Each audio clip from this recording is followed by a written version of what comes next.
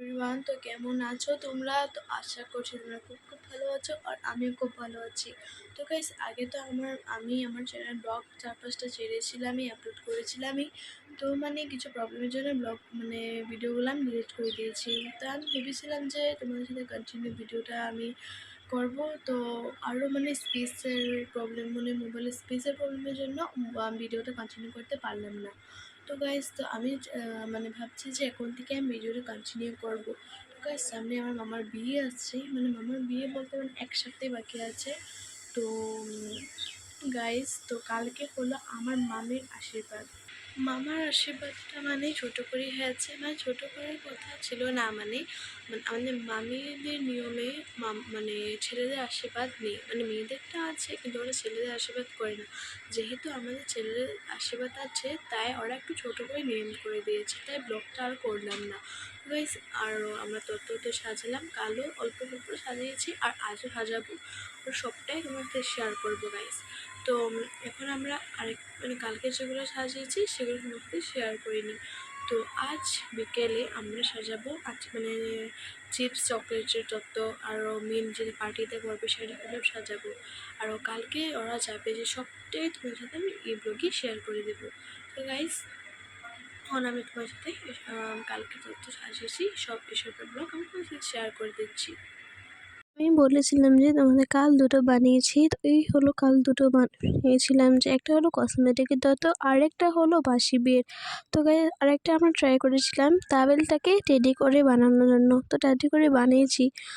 তো গাইজ তখন দেখতে থাকো আর সঙ্গে থাকো।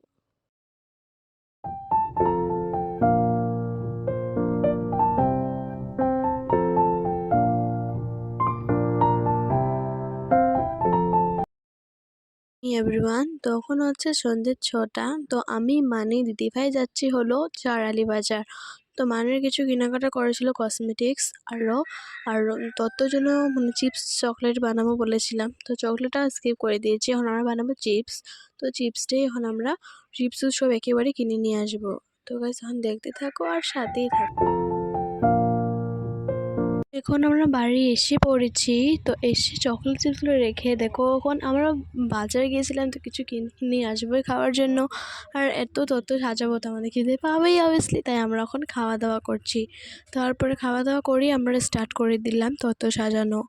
তো গাইস, এখন এক এক করে 4-5টা আর বাকি আছে, তখন আমরা সাজিয়ে নিচ্ছি।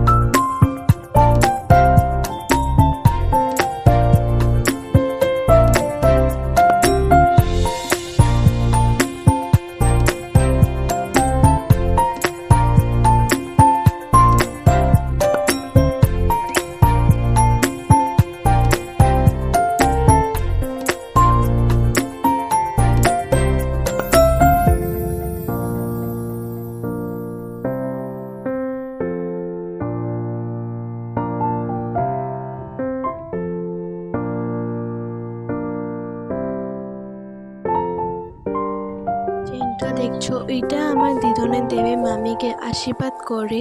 আমার খুবই পছন্দ হয়েছে চেনটা। তোমাদের কেমন লেগেছে কমেন্টে বলবে। আমাদের লাস্ট তত রেডি করা ছিল। তো গাইস আমি ভিডিওটা করতে পারলাম না, ফটো ক্লিক করে পারলাম না। ওরা সব ঢুকিয়ে রেখে দিয়েছিল ট্রলির ভিতরে। তো তাই দেখো এটা আমি লাস্ট একটা পেয়ে এসেছি, সেটাই তোমার সাথে শেয়ার করছি।